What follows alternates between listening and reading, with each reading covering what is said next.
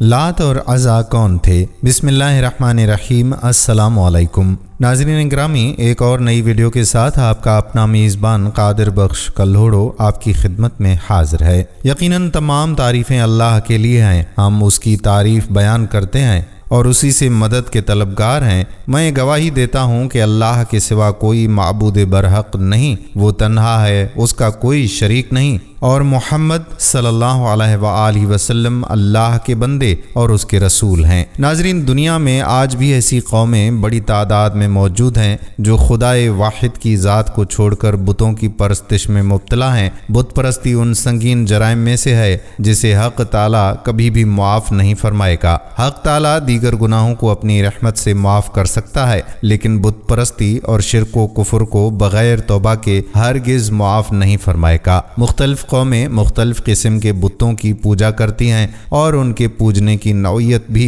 ایک دوسرے سے مختلف ہوتی ہے۔ ہر ایک کا طرز عبادت جدا ہوتا ہے، لیکن سوال یہ پیدا ہوتا ہے کہ دنیا میں بت پرستی کی ابتدا کیسے ہوئی اور سب سے پہلے بت پرستی کس نے شروع کی؟ آج کی اس ویڈیو میں ہم آپ کو بتائیں گے کہ سب سے پہلے بت پرستی کی ابتدا کب ہوئی اور سب سے پہلے کون سے بت بنائے گئے۔ اس کے علاوہ بڑے بتوں لات، منات اور عزا سے متعلق بھی مکمل تفصیل آپ کو بتائی جائے گی۔ ویڈیو کو آپ نے بالکل اسکپ نہیں کرنا، آخر تک ہمارے ساتھ رہنا ہے تاکہ مکمل نالج آپ تک پہنچ سکے۔ ناظرین، بت پرستی کا آغاز کیسے ہوا اس کے متعلق جاننے سے قبل یہ جان لیں کہ بت پرستی کیا ہوتی ہے۔ بت پرستی میں لوگ کسی شخص یا شے کی ظاہری شکل و صورت لکڑی، دھات، پتھر یا مٹی وغیرہ سے بنا کر اسے معبود گردانتے ہیں اور اسے اپنا حاجت روا، مشکل کشا اور خدا سمجھتے ہیں۔ اس کو راضی کرنے کے لیے اس کی عبادت اور پرستش کرتے ہیں۔ اب ہم سوال کے اصل جزیے کی طرف آتے ہیں کہ بت پرستی کی ابتدا کب ہوئی۔ ناظرین، بت پرستی کی تاریخ بہت قدیم ہے اور اس کی ابتدا اس طرز پر ہوئی کہ نوح علیہ السلام کی قوم کے جو نیک اور صالح افراد تھے، لوگ ان کی وفات کے بعد بطور یادگار ان کی مورتیاں تراش لیتے تھے اور ان بتوں کو اپنے بزرگوں کا نام دے دیتے تھے، لیکن ان کی عبادت نہیں کرتے تھے۔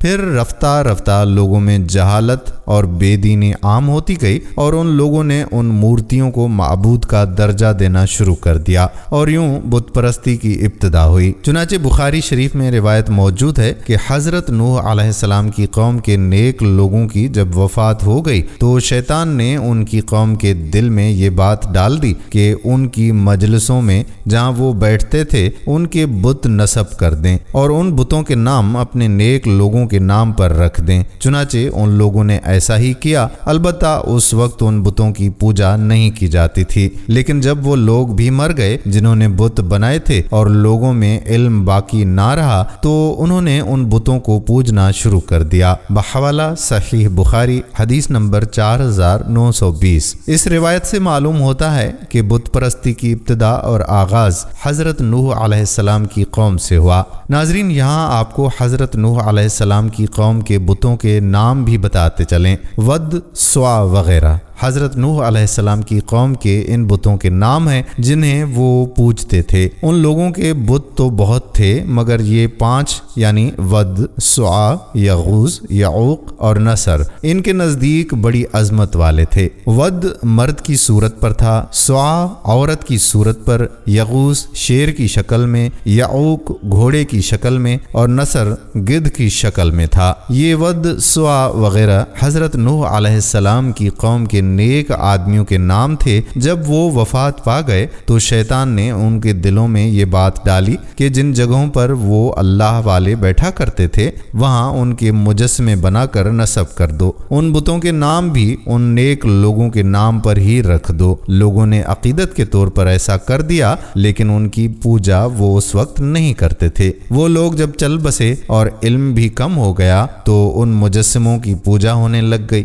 محمد بن کعب کرزی رحمت اللہ علیہ فرماتے ہیں کہ ود، سعا وغیرہ حضرت آدم علیہ السلام کے بیٹوں کے نام تھے۔ یہ بہت عبادت گزار تھے۔ جب ان کا انتقال ہو گیا تو لوگ غمزدہ ہو گئے تو شیطان نے لوگوں کو بہلا کر کہ میں ان کی تصویر بنا دیتا ہوں، انہیں دیکھ کر تمہیں سکون میسر ہوگا، اور ان کی تصویر بنا کر مسجد کے کونے میں رکھ دی۔ پھر ایک وقت ایسا آیا لوگوں نے اللہ کی عبادت چھوڑ کر ان کی پوجا شروع کر دی، یہاں تک کہ اللہ نے حضرت نوح علیہ السلام کو بھیجا جنہوں نے ان لوگوں کو اللہ کی وحدانیت اور عبادت کی دعوت دی۔ بعض مفسرین کے نزدیک حضرت نوح علیہ السلام کی قوم سے یہ بت منتقل ہو کر عرب میں پہنچے۔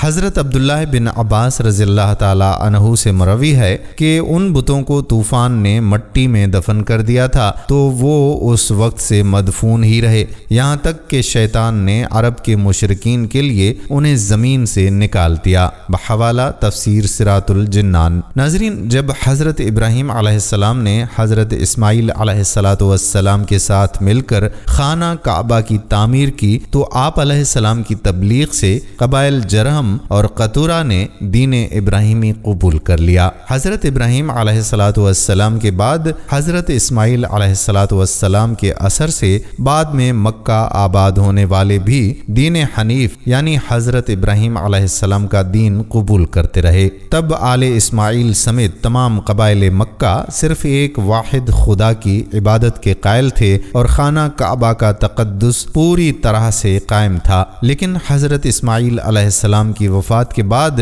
پھر کوئی نبی اہل مکہ کی رہنمائی کے لیے مبعوث نہ ہوا تو آہستہ آہستہ ان میں شرک اور گمراہی پھیلنے لگی۔ جب مکہ پر قبیلہ ایاد اور بنو خزاعہ یکے بعد دیگر حملہ آور ہوئے تو بنو اسماعیل کے کئی قبائل کو مکہ چھوڑنا بھی پڑا۔ تب یہ لوگ برکت کی غرض سے کعبہ کا ایک پتھر بھی اپنے ساتھ لے گئے تھے۔ کعبہ سے نسبت کی وجہ سے وہ اس کی بہت تعظیم کرنے لگے۔ اس تعظیم کا اثر یہ ہوا کہ آہستہ آہستہ آنے والے وقت میں ان کی آل اولاد نے خود اسی پتھر کو معبود مجازی کا درجہ دے دیا۔ اس طرح ان میں شرک رائج ہونا شروع ہو گیا، لیکن حقیقی معنوں میں عربوں اور خصوصاً اہل مکہ میں باقاعدہ شرک اور بت پرستی کا آغاز حضرت ابراہیم علیہ السلام سے کم و بیش 2500 سال بعد ہوا، جب بنو خزاعہ نے مکہ پر قبضہ کیا۔ عربوں میں بت پرستی کا آغاز کرنے والا قبیلہ خزاعہ کا سردار عمرو بن لحی تھا۔ یہ شخص خانہ کعبہ کا متولی تھا۔ ایک بار جب وہ شام گیا تو وہاں اس نے لوگوں کو بتوں کی پرستش کرتے دیکھا۔ یہ کل 5 بت تھے جن کے نام ود، یغوث، سوا، یعوق اور نصر تھے۔ ان بتوں کو قوم نوح علیہ السلام پوجا کرتی تھی۔ یہ شخص وہاں سے ان کے بت ساتھ لے آیا اور واپسی پر ان کو جدہ کے ایک مقام پر دفن کر دیا۔ جب مکہ واپس پہنچا تو وہاں مشہور کیا کہ اسے اس کے تابع جن نے ان بتوں کا پتہ بتایا ہے جنہیں قوم نوح پوجا کرتی تھی۔ پھر وہ اہل مکہ کو جو پہلے ہی شرک اور بت پرستی کی طرف راغب ہو چکے تھے ان سب کو ساتھ لے کر جدہ پہنچا اور وہاں سے وہ بت زمین کھود کر نکال لیے اور انہیں مکہ لا کر خانہ کعبہ میں رکھ دیا، جہاں تعظیم کے نام پر ان بتوں کی عبادت شروع ہو گئی اور ان بتوں کو مختلف خدائی صفات کا مالک تصور کیا جانے لگا۔ آہستہ آہستہ اہل مکہ خود نئے نئے بتوں کو ڈھالنے لگا اور تب بہت سے ایسے بت بنائے گئے جنہیں آنے والے دور میں مشرکین عرب میں بے پناہ اہمیت حاصل ہوئی۔ چونکہ کعبہ کی وجہ سے مکہ پورے جزیرے نما عرب کا مرکز تھا تو جب باہر سے مختلف قبائل کے لوگ حج کے دنوں میں مکہ آتے تو وہاں ان بتوں کی پرستش ہوتے دیکھ کر واپسی پر ان بتوں کی شبیہیں بنوا کر ساتھ لے جاتے اور اپنے علاقے میں ان کو نصب کر کے ان کی پوجا شروع کر دیتے۔ اگر عرب میں بت پرستی کے آغاز کی بات کی جائے تو جزیرہ عرب میں بت پرستی کی ابتدا کرنے والے کا نام عمرو بن عامر بن لحی الخزائی تھا۔ اس کے متعلق حضور صلی اللہ علیہ وآلہ وسلم کا ایک ارشاد بخاری شریف میں نقل کیا گیا ہے کہ حضرت ابو ہریرہ رضی اللہ تعالی عنہ سے روایت ہے، رسول اللہ صلی اللہ علیہ وآلہ وسلم نے ارشاد فرمایا کہ میں نے عامر بن عامر بن لحی الخزائی کو دیکھا کہ وہ جہنم میں اپنی انتڑیاں گھسیٹ رہا ہے اور وہ پہلا شخص ہے جس نے سائبہ کی رسم نکالی۔ ناظرین، سائبہ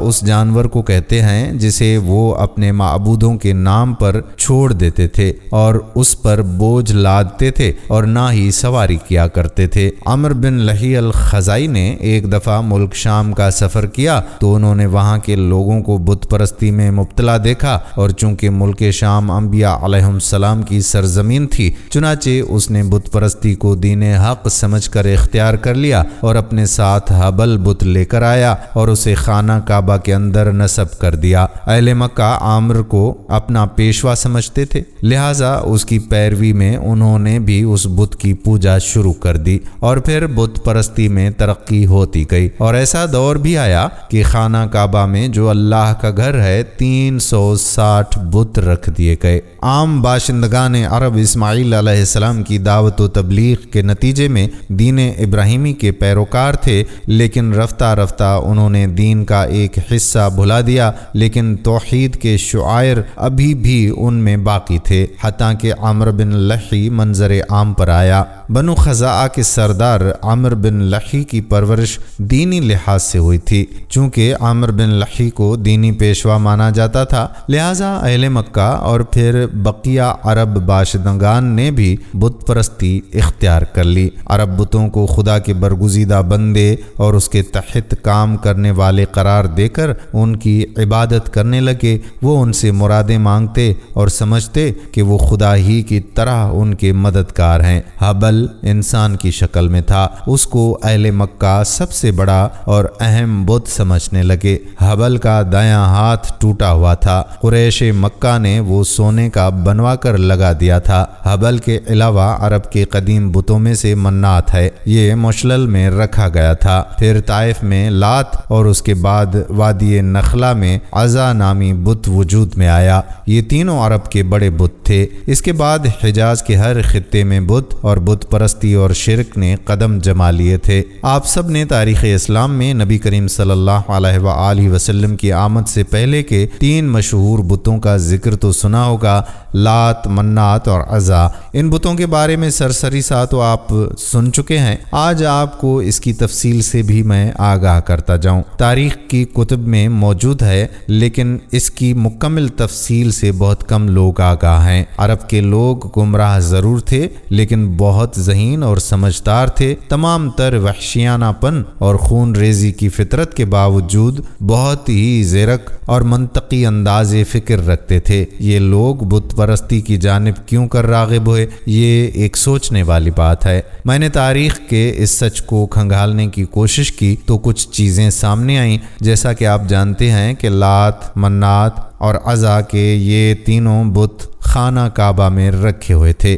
جن کو فتح مکہ کے دور میں نبی پاک صلی اللہ علیہ وآلہ وسلم نے توڑ کر خانہ کعبہ سے باہر پھینکوا دیا تھا۔ لات، منات، عزا کے یہ تینوں بت خانہ کعبہ میں باقی بتوں کے ساتھ موجود تھے، لیکن اب آپ کو تاریخ کی ایک نئی بات بتاتا ہوں جس پر مسلمان غور کرنے کی بجائے آگے نکل جاتے ہیں۔ یہ بت جو خانہ کعبہ میں نصب تھے، ان کو آپ علامتی یا ڈمی بت کہہ سکتے ہیں۔ اصل بت جن کے مندر بنے ہوئے تھے اور ان مندروں میں ان بتوں کی پوجا کی جاتی تھی، وہ عرب کے مختلف علاقوں میں موجود تھے۔ جن بستیوں میں ان بتوں کے مندر بنے ہوئے تھے، ان بستیوں کے ارد گرد کے رہنے والے عرب یہاں مندروں میں آ کر ان بتوں کی عبادت کرتے، ان کے چڑھاوے چڑھائے جاتے، یہاں تک کہ ان بتوں کے سامنے جانوروں کی قربانی کی منتیں پوری کی جاتی تھیں۔ ان کے سامنے قربان گاہیں بنی ہوتی تھیں جہاں جانوروں کو لا کر ذبح کیا جاتا۔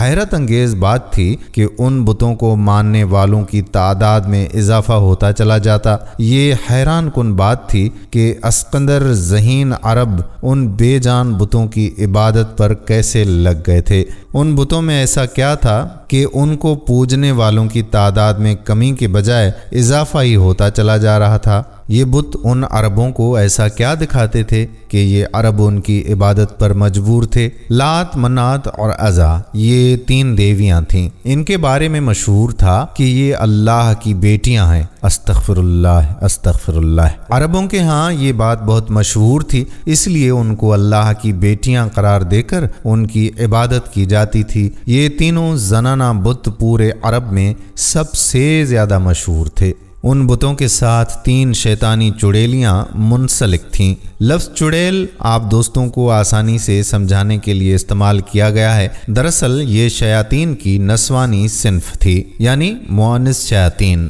یہ بتوں میں گھس جایا کرتی تھیں اور اپنے سامنے سجدہ کرنے والوں کو مخاطب کر کے ان سے باتیں کرتی تھیں۔ کیونکہ یہ شیاطین جنات تھیں، اس لیے ان لوگوں کو جب ان کے ناموں سے پکارتیں اور ان کے مسائل پر بات کرتیں تو سننے والے اپنے ذاتی مسائل جن سے صرف وہ خود آگاہ ہوتے تھے پریشان ہو جایا کرتے تھے اور سوچنے لگتے تھے کہ یہ بت واقعی نعوذ باللہ خدا کی بیٹیوں کی ہی بت ہوں گے۔ ان بتوں کی دیکھ بھال اور لوگوں کو ان کی عبادت کے طریقے سکھانے کے لیے مندروں میں پجاری ہوا کرتے تھے جو لوگوں کو گمراہ کرتے اور اس کے عوض بتوں پر چڑھاوے کی اشیاء سمیٹتے۔ اس گمراہی کا یہ کھیل جاری و ساری تھا۔ لات، منات اور عزا کو سب سے زیادہ مانا جاتا تھا، لیکن ان تینوں میں سے بھی سب سے زیادہ جسے بلند مقام حاصل تھا اس کا نام عزا تھا۔ لفظ عزا عزت سے نکلا ہے، جس کے معنی سب سے زیادہ قابل عزت کے ہیں۔ عزا کا یہ بت خراز نامی ایک بستی میں واقع تھا۔ یہ بستی وادی نخلا میں سوق عکاز کے قریب واقع تھی۔ یہ وہی مقام ہے جس کے قریب جنات کی ایک جماعت نے نبی کریم صلی اللہ علیہ وآلہ وسلم سے ملاقات کی اور آپ صلی اللہ علیہ وآلہ وسلم نے ان کو دعوت اسلام دے کر مسلمان کیا تھا۔ عزا کے بت کا ایک شاندار مندر بنایا گیا تھا۔ اس مندر میں دوبیا اسوینی نامی ایک پجاری عزا کے بت کی دیکھ بھال اور خدمت کرتا تھا۔ مندر کے سامنے تھوڑے فاصلے پر جھاؤ کے 3 درخت لگے ہوئے تھے۔ اردو میں اس درخت کو جھاؤ کہا جاتا ہے، جبکہ ہندی میں تمرس اور عربی میں اسہل کہتے ہیں۔ یہ ایک خودرو صحرائی پودا ہوتا ہے، اجاڑ اور بیابان صحراؤں میں پیدا ہوتا ہے۔ اس کے پتے انتہائی کسیلے اور کڑوے ہوتے ہیں اور اس کی ٹہنیوں سے ٹوکریاں بنائی جاتی ہیں۔ جھاؤ کے ان درختوں پر عزا کا بسیرا تھا۔ اس بارے میں کسی کو علم نہیں تھا کہ وہ عزا بت جس کی پوجا کی جاتی ہے ایک شیطانی طاقت تھی جو ان درختوں پر رہتی تھی، جو اسی کے مندر کے قریب تھے۔ جب کبھی لوگ اس کی پوجا اور چڑھاؤں اور منتوں کے لیے آتے تھے تو وہ مندر کے بت میں داخل ہو کر بولتی تھی، لوگوں کے مسئلے اپنی شیطانی قوتوں سے حل کرتی تھی اور ان کو بھٹکاتی تھی۔ اس کا آقا شیطان اس کی اس کارکردگی پر بہت خوش تھا۔ جب مکہ فتح کر لیا گیا تو کچھ دنوں بعد بتوں کی شامت آ گئی۔ خانہ کعبہ میں رکھے ہوئے بت توڑے جانے لگے اور اصل سچے رب کا نور چمکنے لگا۔ خانہ کعبہ سے بتوں کو ہٹانے کے بعد مختلف دیہاتوں اور بستیوں میں بنے مندروں کے بتوں کی باری آ گئی۔ چھوٹے موٹے بتوں کو تباہ کرنے کے بعد عزا کی باری آ گئی۔ 25 رمضان المبارک کو نبی کریم صلی اللہ علیہ وآلہ وسلم نے حضرت خالد بن ولید رضی اللہ تعالی عنہ کو طلب فرمایا۔ انسانی تاریخ کے سب سے قابل ترین جرنیل حضرت خالد بن ولید رضی اللہ تعالی عنہ کو عزا کی تباہی کا مشن سونپا گیا۔ آپ صلی اللہ علیہ وآلہ وسلم نے خالد رضی اللہ تعالی عنہ کو حکم دیا کہ وہ عزا کے مندر کے قریب 3 جھاؤ کے درختوں میں سے ایک کو جا کر کاٹ دیں۔ آپ رضی اللہ تعالی عنہ بارگاہ رسالت معاذ صلی اللہ علیہ وآلہ وسلم سے حکم پا کر خراز بستی میں پہنچے، مندر کو تلاش کیا اور اس کے قریب واقع جھاؤ کے درختوں میں سے ایک کو کاٹ دیا اور واپس آ گئے۔ جب آپ رضی اللہ تعالی عنہ نبی کریم صلی اللہ علیہ وآلہ وسلم کی خدمت اقدس میں حاضر ہوئے اور درخت کاٹنے کا حال بتا دیا تو اس پر آپ صلی اللہ علیہ وآلہ وسلم نے پوچھا کہ اے خالد، جب آپ درخت کاٹ رہے تھے تو اس دوران کوئی واقعہ پیش آیا؟ حضرت خالد بن ولید رضی اللہ تعالی عنہ نے جواب دیا کہ یا رسول اللہ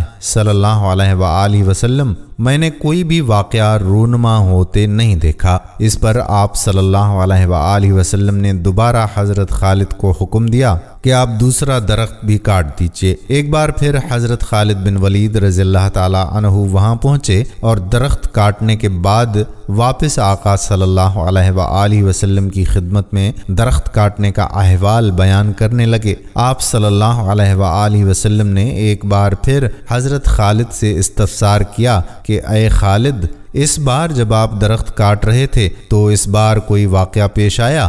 حضرت خالد رضی اللہ تعالی عنہ نے عرض کیا کہ یا رسول اللہ सल्लल्लाहु अलैहि वआलिहि वसल्लम इस बार भी कोई गैर मामूली वाक़या पेश नहीं आया। आप सल्लल्लाहु अलैहि वआलिहि वसल्लम ने एक बार फिर हज़रत खालिद रज़ियल्लाहु ताला अन्हु को तीसरे दरख्त को काटने का भी हुक्म देकर भेज दिया। तीसरी बार जब हज़रत खालिद बिन वलीद रज़ियल्लाहु ताला अन्हु दरख्त के करीब उसे काटने की नीयत से पहुंचे तो अचानक अज़ा नामी चुड़ैल आप रज़ियल्लाहु ताला अन्हु के सामने ज़ाहिर हो गई और एक करीहा सूरत नंगी बुढ़िया के रूप में थी और शोले बरसाती आंखों से हजरत खालिद को घूरने लगी। अचानक मंदिर का पुजारी बुलंद आवाज से पुकार कर बोला, अज़ा खालिद को कत्ल कर दे, अगर तूने खालिद को कत्ल ना किया तो आज तू जलील और रुसवा हो जाएगी। अज़ा हजरत खालिद बिन वलीद की जानिब बढ़ी। आप रज़ियल्लाहु ताला अन्हु ने तलवार निकाली और अल्लाह करीम का नाम लेकर अज़ा पर हमला कर दिया। पहले ही वार में अज़ा का सर तन से जुदा हो गया। उसकी जमीन पर गिरते ही उसका जिस्म धड़ धड़ जलने लगा। थोड़ी देर के बाद आप रज़ियल्लाहु ताला अन्हु के सामने कोयले का एक ढेर पड़ा हुआ था। हजरत खालिद बिन वलीद रज़ियल्लाहु ताला अन्हु ने उसे कत्ल करने के बाद उसके बुत के भी टुकड़े कर दिए। फिर उसके बाद मंदिर के पुजारी को भी कत्ल करके वापस रवाना हो गए। आप रज़ियल्लाहु ताला अन्हु ने सारा किस्सा हुजूर अक़दस सल्लल्लाहु अलैहि वआलिहि वसल्लम के गोशगुजार किया। इस पर आप सल्लल्लाहु अलैहि वआलिहि वसल्लम ने फरमाया कि ये अज़ा थी, अब ये हमेशा के लिए ख़त्म हो गई है, इसकी दोबारा अब पूजा नहीं होगी। और यूं सदियों तक पूजी जाने वाली शैतानी ताकत का खात्मा नबी करीम सल्लल्लाहु अलैहि वआलिहि वसल्लम के हुक्म पर सैफुल्लाह यानी हज़रत खालिद बिन वलीद रज़ियल्लाहु ताला अन्हु ने कर दिया। नाज़रीन, ये थी अज़ा बुत की कहानी। फ़तिहुल बारी में हज़रत इब्ने अब्बास रज़ियल्लाहु ताला अन्हु से नकल किया गया है कि लात ताइफ में था और उसको असह बताया है, और एक कौल ये है कि मकाम नखला, और एक और कौल के मुताबिक उक्काज में था। नीज़ फ़तिहुल बारी में ये भी लिखा है कि लात लत या लत से इसमें फ़ाइल का सेगा है। एक शख्स ताइफ के आसपास रहता था, उसकी बकरियां थीं। आने जाने वालों को उनके दूध का हरीरा बनाकर खिलाता था और सत्तू घोल कर पिलाता था। इस वजह से उसे लात कहा जाता था। कसरत इस्तेमाल की वजह से ताव की तशदीद ख़त्म हो गई। कहा जाता है कि उसका नाम आमिर बिन ज़रब था और ये अहले अरब के दरमियान फैसले किया करता था। जिस शख्स को हरीरा पिला देता था वो मोटा हो जाता था। जब वो मर गया तो आमिर बिन लही ने लोगों से कहा कि वो मरा नहीं है, पत्थर के अंदर दाखिल हो गया है। लिहाजा लोग उसकी इबादत करने लगे और उसके ऊपर एक घर बना लिया। हवाला फ़तिहुल बारी, सुफ़ा नंबर 612, जिल्द नंबर 8। अल्लामा कर्तबी रहमतुल्लाह अलैह ने अज़ा के बारे में लिखा है कि ये सफ़ेद पत्थर था, उसकी जगह बतन नखला बताई है। जालिम बिन असद ने उसकी इबादत का सिलसिला शुरू किया। उस पर लोगों ने घर बना लिया था। उसमें से आवाज़ आया करती थी और हज़रत इब्ने अब्बास रज़ियल्लाहु ताला अन्हु से नकल किया गया है कि अज़ा एक शैतान औरत थी। वो बतन नखला में बबूल के 3 दरख्तों के पास आती जाती थी। मुशरिकीन मक्का का एक बुत हबल भी था, उसके यहाँ उसकी बहुत बड़ी अहमियत थी। ग़ज़वा उहुद में जब मुसलमानों को ज़ाहिरी शिकस्त हो गई तो उनके लश्कर के सरदार अबू सुफियान ने पुकार कर जीकारा यानी नारा लगाया कि ए हबल तू ऊंचा हो जा। रसूलुल्लाह सल्लल्लाहु अलैहि वसल्लम ने सहाबा से फरमाया कि इसका जवाब दो। अर्ज़ किया कि क्या जवाब दें? फरमाया यूं कहो, अल्लाह आला वाजिल, यानी कि अल्लाह सबसे बुलंद है और सबसे बड़ा है। अबू सुफियान ने कहा कि हमारे लिए अज़ा है, तुम्हारे लिए कोई अज़ा नहीं। शिरक ने उनका ऐसा नाश खोया था कि खालिस मोहिदीन जब अल्लाह की अज़मत बयान करते थे तो उसके मुकाबले में ये लोग अपने बुतों की दुहाई देते थे। बहवाला तफसीर कर्तबी, सुफ़ा नंबर 99, जिल्द नंबर 17। तीसरा बुत जिसका तज़किरा फरमाया गया है वो मन्नात था। ये भी अरब के मशहूर बुतों में से था। तफसीर कर्तबी में लिखा है कि उसका नाम मन्नात इसलिए रखा गया था कि तकरीब हासिल करने के लिए उसके पास कसरत से खून बहाए जाते थे। ये बुत बनी हुज़ैल اور بنی خزاعہ کا تھا اور اس کے نام کی دہائی دیتے تھے۔ مقام مشلل میں اس کی عبادت کرتے تھے۔ مشلل قدید کے قریب ایک جگہ ہے جو آج کل مکہ معظمہ اور مدینہ منورہ کے درمیان راستے میں واقع ہے۔ بنسبت مدینہ منورہ کے مکہ معظمہ کے یہ قریب مقام ہے۔ نیز فتح الباری میں لکھا ہے کہ عرو بن لحی نے منات کو ساحل سمندر پر قدید کے قریب نصب کر دیا تھا۔ قبیلہ ازد اور غسان اس کا حج کرتے تھے اور اس کی تعظیم کرتے تھے۔ جب بیت اللہ شریف کا طواف کر لیتے اور عرفات سے واپس آ جاتے اور منا کے کاموں سے فارغ ہو جاتے تو منات کے لیے احرام باندھتے تھے۔ مذکورہ تینوں بتوں کی عرب قبائل میں بڑی اہمیت اور شہرت تھی۔ اللہ تعالیٰ نے ارشاد فرمایا، کیا تم نے لات اور عزا اور تیسرے نمبر کے منات کو دیکھا؟ یعنی تم نے غور کیا تو کیا سمجھ میں آیا؟ کیا انہوں نے کوئی نفع دیا یا ضرر دیا؟ جب ایسا نہیں ہے تو وہ شریک فی العبادت کیسے اور تم ان کی عبادت کیسے کرنے لگے؟ جب اسلام کا زمانہ آیا تو ان تینوں کا ناس کھو دیا گیا۔ جیسا کہ پہلے معلوم ہوا کہ لات طائف میں تھا، وہاں بنی ثقیف رہتا تھا۔ اس قبیلے کے افراد مدینہ منورہ میں آئے اور مشرف باسلام ہو گئے۔ وہ لوگ نئے نئے مسلمان ہوئے تھے۔ انہوں نے آپ صلی اللہ علیہ وآلہ وسلم سے عرض کیا کہ ہمارا سب سے بڑا بت یعنی لات 3 سال تک باقی رہنے دیا جائے۔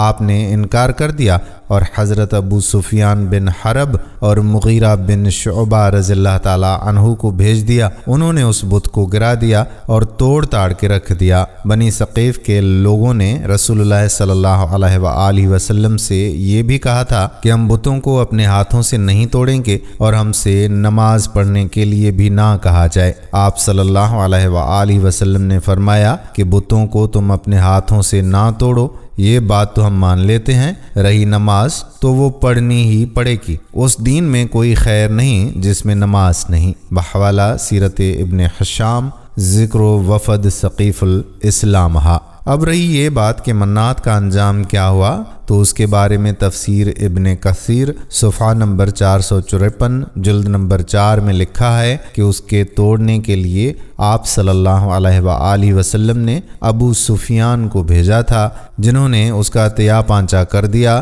اور ایک قول یہ بھی ہے کہ اس کام کے لیے حضرت علی علیہ السلام بن ابی طالب کو بھیجا تھا۔ اہل عرب کے اور بھی بہت سارے بت تھے، ان میں ایک ذی الخصلہ بھی تھا۔ یہ قبیلہ دوس اور خثعم کا بت تھا، اس کو کعبہ یمانیہ کہتے تھے۔ رسول اللہ صلی اللہ علیہ وآلہ وسلم نے اس کے منہدم کرنے کے لیے حضرت جریر بن عبداللہ بجلی کو روانہ فرمایا، جنہوں نے اسے توڑ پھوڑ کر رکھ دیا۔ جیسا کہ ہم پہلے بھی ناظرین تذکرہ کر چکے ہیں کہ شہر مکہ میں بت پرستی کو ایک آدمی نے وجود دیا جس کا نام عمرو بن لحی تھا۔ اس آدمی کا ذکر اللہ کے رسول صلی اللہ علیہ وآلہ وسلم کی ایک حدیث مبارکہ میں آتا ہے۔ ابو ہریرہ رضی اللہ تعالی عنہ نے بیان کیا کہ اللہ کے رسول صلی اللہ علیہ وآلہ وسلم نے فرمایا کہ میں نے عمرو بن لحی خزائی کو دیکھا کہ جہنم میں وہ اپنی انتڑیاں گھسیٹ رہا تھا، اور یہی عمرو وہ پہلا شخص ہے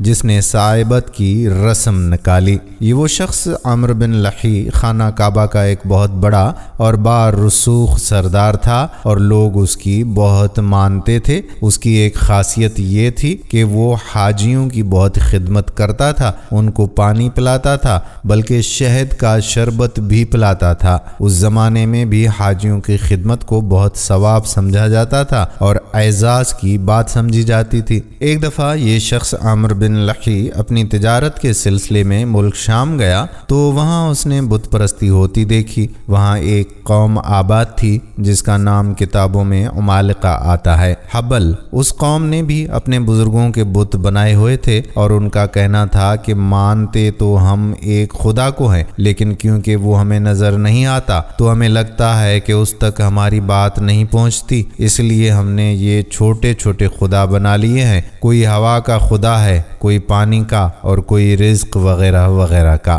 ہم ان خداؤں سے بات کرتے ہیں اور یہ ہماری سفارش بڑے خدا سے کر دیتے ہیں۔ چونکہ یہ ہمارے سامنے ہوتے ہیں تو ہماری عبادت بھی اچھی ہو جاتی ہے۔ عمرو بن لحی کو یہ بات بڑی پسند آئی اور وہ وہاں سے ایک بت خرید کر لایا اور خانہ کعبہ میں رکھ دیا۔ اس بت کا نام ہبل تھا۔ یہ وہ پہلا بت تھا جو خانہ کعبہ میں رکھا گیا۔ اس کے بعد عمرو بن لحی نے وہی بات کی جو قوم عمالقہ نے اپنے بتوں کے بارے میں کہی تھی۔ پھر اس نے مکہ کے باقی قبیلوں کو دعوت دی کہ وہ بھی اپنے اپنے بت بنا کر خانہ کعبہ میں لا کر رکھ دیں، لیکن شرط یہ رکھی کہ وہ بت مکہ کی مقدس مٹی سے بنائے جائیں گے۔ اس طرح مکہ میں بت پرستی شروع ہوئی اور بعد میں جس قبیلے کا بت خانہ کعبہ کے اندر رکھا ہوتا تھا یہ اس کے لیے بڑے اعزاز کی بات ہوا کرتی تھی۔ عرب کی قبائل اپنی محبت اور دشمنی دونوں کے لیے مشہور ہیں، تو جس قبیلے کا مکہ والوں سے جھگڑا ہو جاتا تھا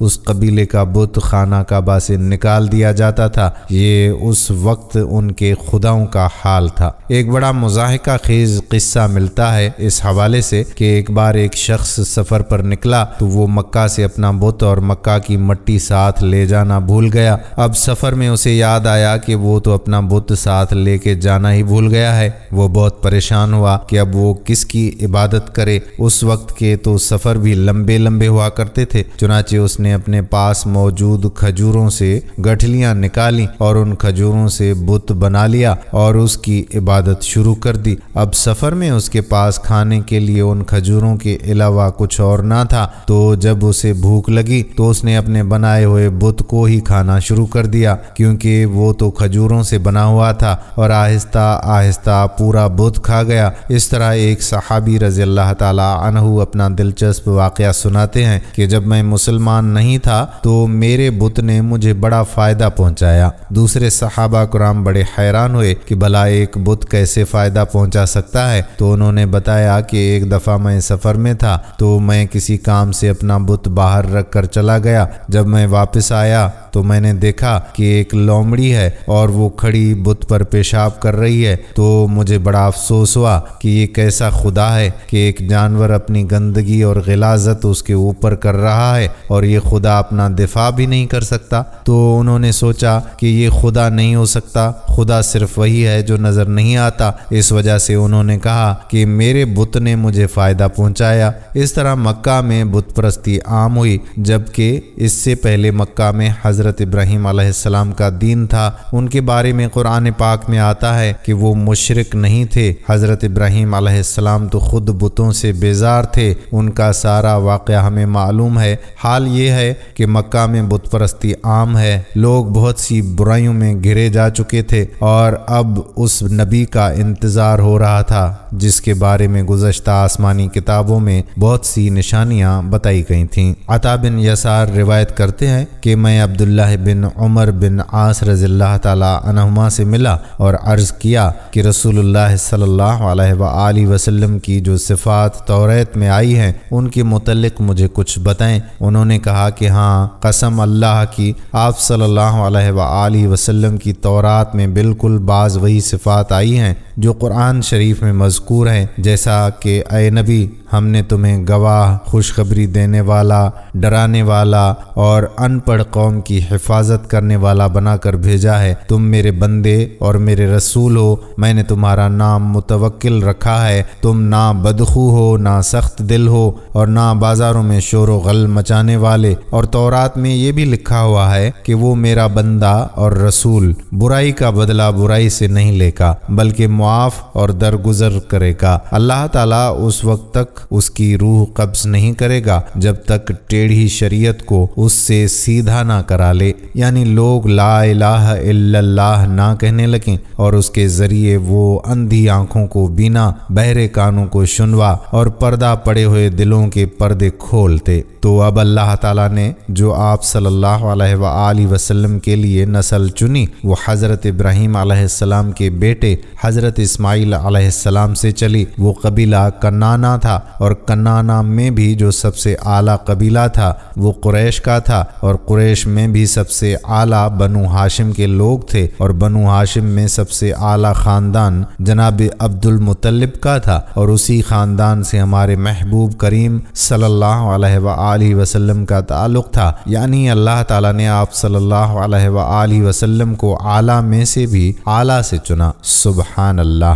नाज़रीन, हज़रत नूह अलैहिस्सलाम से लेकर सरवर कौनैन, नबी आखिरुज़्ज़मां, ख़ातिमुल नबीन, जनाब रसूल कायनात, सभी अम्बिया कुराम अलैहिस्सलाम एक अल्लाह वहदहू ला शरीक लहू की इबादत का हुक्म देते आए हैं। तमाम अम्बिया कुराम और रसूल बुत शिकन थे। उसी सिरात मुस्तकीम पर गामजन रहने के लिए उम्मत मुसलमान के लोग अपनी अपनी बिसात के मुताबिक बरसरे कार रहते हैं। इस मुक़द्दस जदोजहद में सबसे ज़्यादा उसी मुक़द्दस ख़िते के फ़र्जंदों का हिस्सा है जहाँ बुत शिकन मसीहा इंसानियत, रहबर इंसानियत, रहबर कायनात रसूल करीम सल्लल्लाहु अलैहि वसल्लम ने अपने शब-ओ रोज़ बसर फरमाए। आप सल्लल्लाहु अलैहि वसल्लम के विसाल के बाद भी ये सिलसिला रुका नहीं और ना ही कभी रुकेगा। मुसलमान अपने रहबर व रहनुमा और सिपह सालारों के अहकामात पर चलते हुए हमेशा बुत शिकन रहे हैं। तारीख़ भरी पड़ी है ऐसे वाक़यात के साथ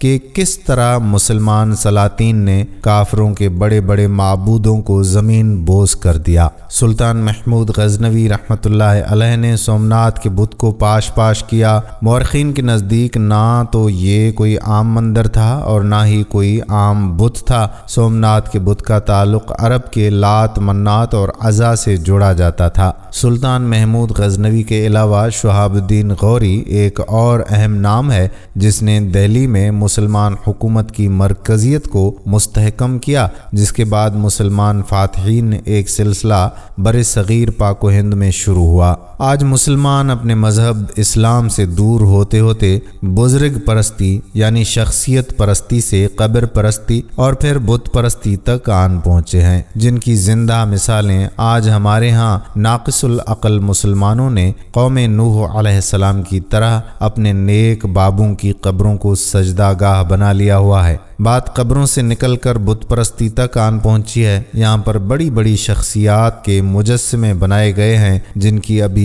इबादत तो शुरू नहीं हुई, मगर ये दलील दी जाती है कि उनको देखकर हमें उन जैसे काम करने की तरगीब मिलती है। ऐन मुमकिन है कि नई आने वाली नस्ल बाकायदा इबादत शुरू कर दे, मगर एक हकीकत ये भी है कि जहाँ बुत परस्ती होती है वहाँ पर बुत शिकन भी जन्म लेते हैं। नाजरीन, हम उम्मीद करते हैं कि हमारी ये आज की वीडियो आपको ज़रूर पसंद आई होगी। अगर वीडियो पसंद आई है तो आपसे गुजारिश है कि आप हमारे चैनल को सब्सक्राइब कर लें, साथ ही लगे बेल के बटन को भी प्रेस कर लें ताकि आपके पास हमारी आने वाली वीडियोस का नोटिफिकेशन बर वक्त मिलता रहे। आने वाली वीडियो तक अपने मेज़बान कादिर बख्श कल्होड़ो को इजाज़त दीजिए। अल्लाह हाफ़िज़।